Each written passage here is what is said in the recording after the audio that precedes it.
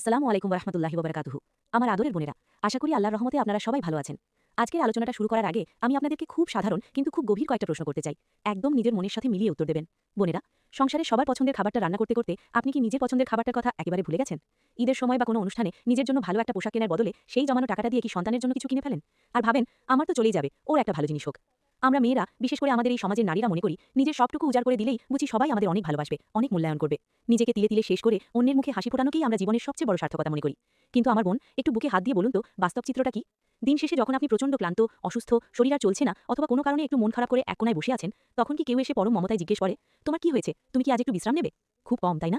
নিজেকে বিলিয়ে দিতে দিতে আপনি এমন এক পর্যায়ে চলে গেছেন যে আপনার নিজের কাছেই নিজের কোনো দাম নেই। আয়নার সামনে দাঁড়ালে নিজেকে বড্ড অচেনা লাগে। আর আপনার নিজের কাছেই যদি আপনার দাম না থাকে, তবে অন্য মানুষ আপনাকে কেন দাম দেবে? আজকের ভিডিওতে আমরা শিখব কিভাবে সদার আগে নিজের গুরুত্ব বুঝতে হয়। ইসলাম কি সত্যিই নারীকে নিজের অস্তিত্ব ভুলে যেতে বলেছে? একদমই না। আজ আমরা জানব কিভাবে নিজেকে উন্নত করে ভিড়ের মাঝেও একজন অনন্য, আত্মবিশ্বাসী এবং মর্যাদাবান মুসলিম নারী হিসেবে গড়ে তুলতে হয়। অনেক বোন আমাকে বলেন, আপু, নিজের কথা চিন্তা করলে বা নিজের জন্য কিছু করলে খুব অপরাধ বোধ হয়, মনে হয় আমি বুঝি খুব স্বার্থপর হয়ে যাচ্ছি। বোনেরা, এই ভুল ধারণাটা আজই মন থেকে মুছে ফেলুন। ইসলাম আমাদের কি শেখায় জানেন? আমাদের প্রিয় নবী রাসূলুল্লাহ সাল্লাল্লাহু আলাইহি ওয়াসাল্লাম অত্যন্ত সুস্পষ্ট ভাষায় বলেছেন, নিশ্চয়ই তোমার উপর তোমার শরীরের হক আছে, তোমার উপর তোমার চোখের হক আছে। সহিহ বুখারী। একটু গভীরভাবে চিন্তা করুন, আপনার এই শরীর, আপনার এই মন, আপনার এই মেধা, এগুলো কি আপনার নিজের তৈরি করা সম্পত্তি? না, এগুলো মহান রব্বুল আলামিনের দেওয়া মহামূল্যবান আমানত। আর এই আমানতের যত্ন নেওয়া, একে সুস্থ রাখা, ভালো রাখা আপনার উপর ফরজ দায়িত্ব। আমি প্রায়ই একটা উদাহরণ দিই। ধরুন আপনার কাছে একটা পানির জগ আছে। জগটা যদি একেবারে খালি থাকে, তবে কি আপনি সেই জগ থেকে অন্যদের গ্লাসে পানি ঢেলে দিতে পারবেন? কখনোই না। ঠিক তেমনি আপনি নিজে যদি শারীরিকভাবে অসুস্থ থাকেন, মানসিকভাবে বিপর্যস্ত আর হতাশায় ডুবে থাকেন, তাহলে আপনি কিভাবে আপনার স্বামীকে শান্তি দেবেন? কিভাবে আপনার সন্তানকে সুন্দর তারবিয়াত বা লালন পালন করবেন? কিভাবে পরিবারকে সামলাবেন? নিজেকে ভালোবাসা মানে স্বার্থপরতা নয়। নিজেকে ভালোবাসা মানে হলো আল্লাহর দেওয়া শ্রেষ্ঠ সৃষ্টির মর্যাদা রক্ষা করা। আপনি ভালো থাকলে আপনার সংসারটাও জান্নাতের টুকরো হয়ে যাবে ইনশাআল্লাহ। এখন প্রশ্ন হলো, কিভাবে আমরা নিজেদের মূল্যায়ন করব? কিভাবে আমরা সাধারণ 10 জন নারীর চেয়ে আলাদা করে একজন উন্নত মুসলিম নারী হিসেবে গড়ে তুলব? আমি ধাপে ধাপে 5টি উপায়ের কথা বলব। প্রথমত, জ্ঞান অর্জন ও দক্ষতা বাড়ানো। বোনেরা, একজন সাধারণ নারী সারাদিন শুধু রান্নাবান্না, শপিং আর পরচর্চা বা সিরিয়াল নিয়ে ব্যস্ত থাকে। কিন্তু আপনি নিজেকে তাদের থেকে আলাদা করুন। আপনার মাথায় যেন সারাক্ষণ শুধু দুনিয়ার চিন্তা না থাকে। প্রতিদিন অন্তত 20 থেকে 30 মিনিট সময় শুধু নিজের জন্য, নিজের ব্রেনকে খাবার দেওয়ার জন্য বের করুন।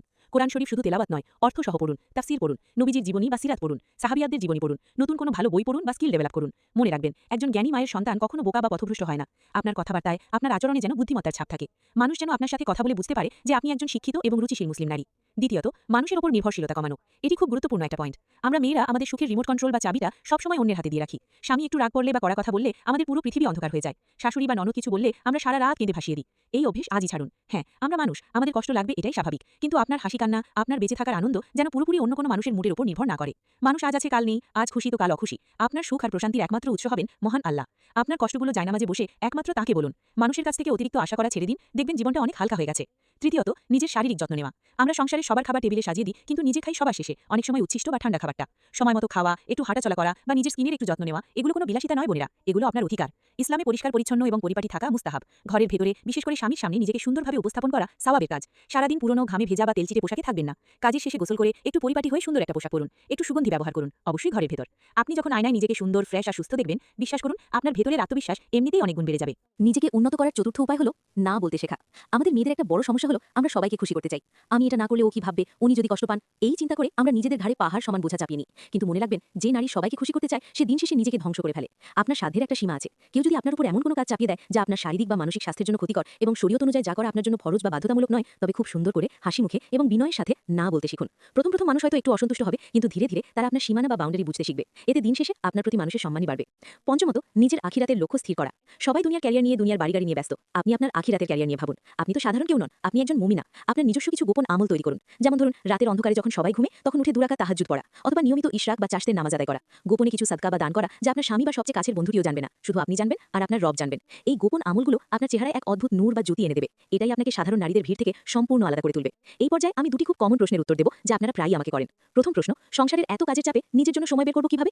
উত্তর, বোনেরা, সময় কখনো নিজে থেকে আসে না, সময় বের করে নিতে হয়। আপনার দিনের রুটিনটা একটু বদলান। সকালে বাচ্চারা বা সংসারের অন্য সবাই ওঠার আগে অন্তত 30 মিনিট আগে ঘুম থেকে উঠুন, অথবা দুপুরে সবাই যখন ঘুমায় বা বিশ্রাম নেয় সেই সময়টা বেছে নিন। এই সময়টাতে দয়া করে ফোন নিয়ে সোশ্যাল মিডিয়া স্ক্রল করবেন না। এই 30 মিনিট শুধুমাত্র আপনার। 1 কাপ চা বা কফি নিয়ে বারান্দায় বসুন, কোরআন পড়ুন, বই পড়ুন বা চোখ বন্ধ করে আল্লাহর জিকির করুন। এমন কিছু করুন যা আপনার মনকে প্রশান্তি দেয়।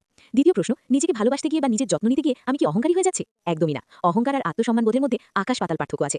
সহিহ মুসলিমের একটি হাদিস থেকে আমরা জানতে পারি, অহংকার হলো সত্যকে দম্ভের সাথে প্রত্যাখ্যান করা এবং মানুষকে তুচ্ছ বা ছোট মনে করা।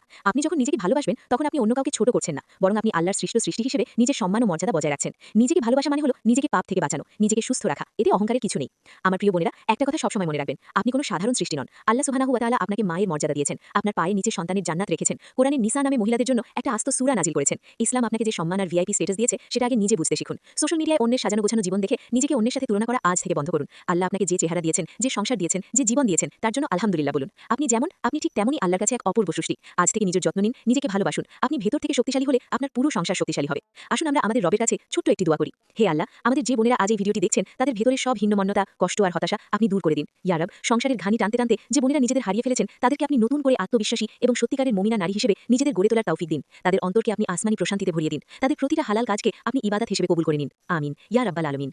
বোনেরা, ভিডিওটি শেষ করার আগে আপনাদের কাছে আমার একটি অনুরোধ। আপনারা যারা আজ থেকে নিজের যত্ন নেওয়ার এবং নিজেকে উন্নত করার নিয়ত করেছেন তারা কমেন্টে অবশ্যই লিখবেন আলহামদুলিল্লাহ, আজ থেকে আমি সবার আগে নিজের যত্ন নেব। আমি আপনাদের কমেন্টগুলো পড়ার অপেক্ষায় থাকব।